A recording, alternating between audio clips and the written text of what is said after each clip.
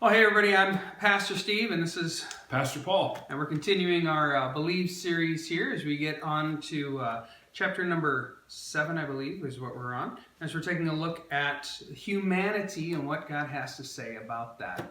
And as we kind of go forward, and I think this is a subject that actually is, as a culture, we're struggling with. We're not, it's maybe not coached or couched in those frames. We're uncouched, so maybe couched in those in that framework of understanding humanity. But I think we're at a point where we're struggling to really understand what this means. Yeah, and I think there's a lot of different ways that you see that when it comes to even our relationship with the environment, our relationship with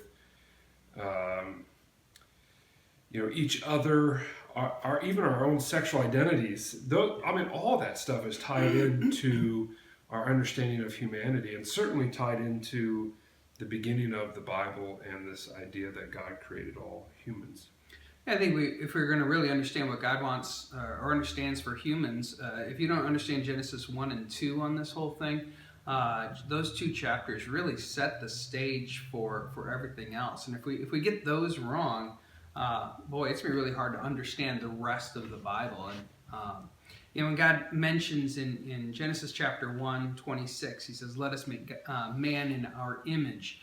That's a very profound thing. I don't think any other religion has that kind of an idea that God is going to design something different. And also the place in creation, I think, says something about humanity.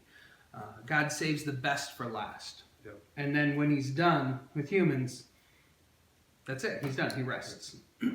Well, and it limits the separation between God and humanity. I think that's one of the profound things about Christian thought, and even going back to Jewish thought, this idea that God is not just this distant being out there that doesn't have a relationship with us. When you think about all that God created in the beginning, he speaks it into being, but then when it comes to humanity, he actually breathes life into it. He touches the dirt and he breathes into it, and out of that comes a man. There's a much more intimate setting to it. And then, just like what you said, out of our image, we are creating this. Unique among everything that we've created. Nothing else is created in God's image, but humanity was created there. And there's just such a personal side to it, and it gives value to human beings over and above the rest of the universe. Yeah, and I think that's where we really kind of get it mixed up in our culture. When people want to debate creation versus evolution and those kinds of things. And if you take on the evolutionary model, one of the biggest problems I have with that is it devalues humans as being special or different, that we're somehow brought down to the level of animals. We're just monkeys without tails. Well, if that's the case, then how do we take care of this creation? And we don't talk about creation. We talk about Mother Earth, or we talk about this sphere or things like that. When in the Bible, it's very clear. Humans are different. They're set apart. God says just 2 verses later, after he's created, said, "Let us create them in our image." Then he gives the command in verse 28 of chapter 1 of Genesis. And it says, "Now subdue the earth, rule over it, rule over all the animals, the birds of the air, the fish. Take care of that." And we've been given a role to take care of this precious creation. But we've been elevated to stewards. The lions weren't elevated to stewards. Elephants, you can go through all the other animals, the birds of the air, the fish and sea. They weren't stewards of anything. But the humans are given that specific command. And when we understand that value that God puts on humans for us, then that changes how we interact with each other. And I think that gets kind of at that question we're looking at the end of our section here. How does loving our enemies show the world that we are children of God? You want to try and tackle that one? Well, yeah. For me, I think it always does come back to this Genesis passage and this idea that we are unique and that we are different. And unfortunately, what's tainted all of that is sin. And so sin's come into our world, and instead of ruling And let's just even say taking care of what God has given us, being stewards of the earth, pride and greed and even lustful desires kind of shift all of that, and instead of being stewards, we're monopolizers. Instead of providing for one another and for creation and nature, we hoard. And so sinfulness taints all of that. And when you talk about loving your enemies, I think that why that's so hard is that sinfulness says, no, I'm just going to love myself. Forget my enemy, because they're my enemy. And obviously when Christ says love your enemy, he's really unraveling everything back to the beginning and saying, think about your enemy in a way that reminds you that I created them, and therefore they are unique and good and have value, not because of anything they've done or are doing, but because they are human beings. They're part of humanity, and I love humanity.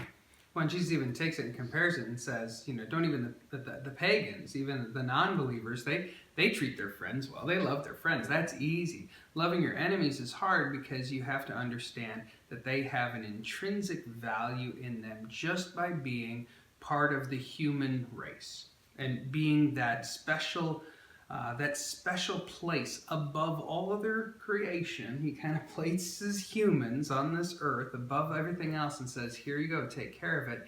And that we're all in this together. And it doesn't matter if they're your enemy. It doesn't matter if it's somebody who struggles with dementia or Alzheimer's or is physically and mentally disabled in other ways.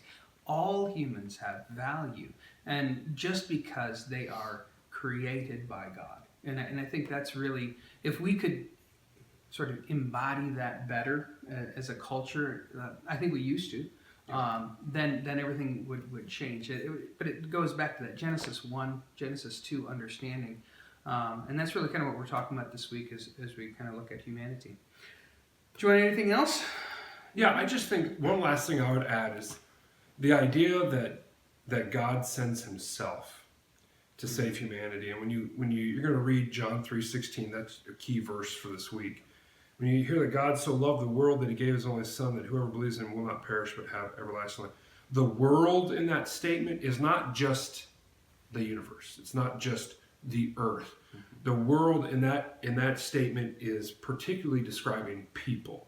That's what it means. And so what I find interesting is that the world is going to burn up. I mean, the world's going to be recreated at the end of all things. But the focal point of all of that new beginning is for humans. Mm-hmm. It's for this relationship that God has with humanity. And humanity was so important that God would send his son in human form, in flesh and blood, as a human. Right. And so much, we say in the Athanasian Creed that, the Godhead... That's a big deal, by the way, Athanasian Creed.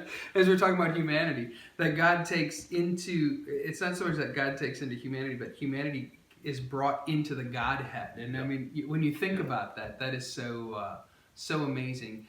He doesn't take animals into the Godhead, but humans into the Godhead. And Jesus Christ is that embodiment. Good point. All right, well, I think that wraps it up for us. Next time we're going to be taking a look at compassion, I believe, next week. So, absolutely. God's blessings. See you later.